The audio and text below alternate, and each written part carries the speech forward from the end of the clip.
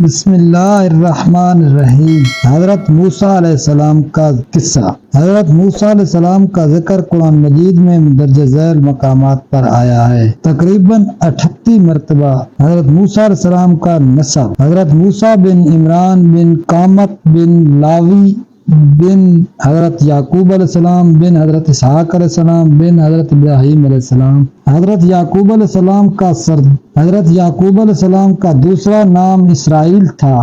آپ کے 12 بیٹے تھے، ان کی اولاد کو بنی اسرائیل کہا جاتا تھا۔ پہلے تو یہ لوگ کنعان میں آباد تھے، پھر حضرت یوسف علیہ السلام کے واقعہ کے بعد مصر جا بسے۔ اس طرح بنی اسرائیل میں پھیل پھول گئے اور لاکھوں کی تعداد تک پہنچ گئے۔ حضرت یوسف علیہ السلام کے دور کا بادشاہ مصر ریان بن ولید، جو آپ کے ہاتھوں مسلمان ہوا تھا، جب اس کا انتقال ہوا تو مصر کا نظم و نسب یوسف علیہ السلام کے ہاتھ آ گیا۔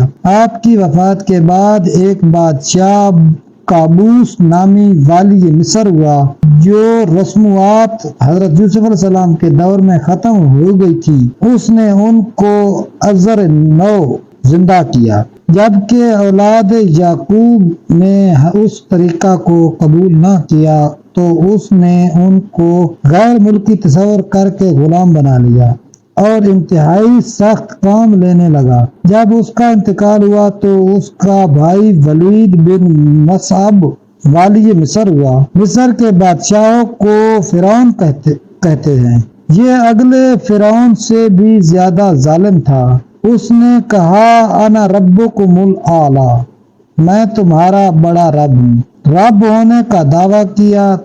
تفسیر عزیزی میں مذکور ہے کہ اس نے یہ احکام جاری کیے کہ ادنا سے اعلیٰ تک تمام رعایا مجھے سجدہ کرے۔ چنانچہ حامان نے سب سے پہلے اسے سجدہ کیا، پھر اور وزیروں نے اور سرداروں نے سجدہ کیا، اور جو لوگ دور دراز رہتے تھے ان کے لیے اپنے سونے کے مجسمے بنوائے، ان کے نیچے ہاتھی کے دانت، آبنوس اور چاندی کے تخت رکھوائے، اور ان کے آس پاس سنہری درخت جڑوائے اور ان کی پتیاں زمرد کی تیار کرائی، اور چاندی سے پرندے تیار کرا کر ان کی چونچ میں جواہر دے کر درختوں کی ہر شاخ پر اس طرح بٹھا دیے تھے، اور ہر جانور میں ایسی ترکیب رکھی گئی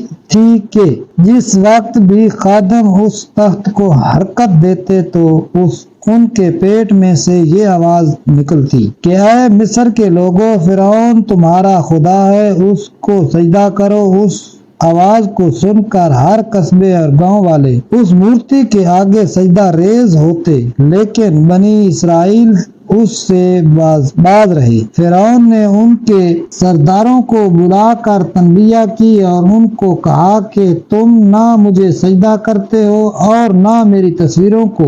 معلوم ہوتا ہے کہ تم اپنی زندگی سے بیزار ہو، لیکن یہ کسی دھمکی سے مرعوب نہ ہوئے، اور بنی اسرائیل کے سرداروں نے کہا کہ فرعون کا عذاب ہلکا ہے اور عذاب خداوندی ابدی ہے۔ بہتر یہ ہے کہ فرعون کے عذاب پر صبر کرو اور اس کو سجدہ نہ کرو۔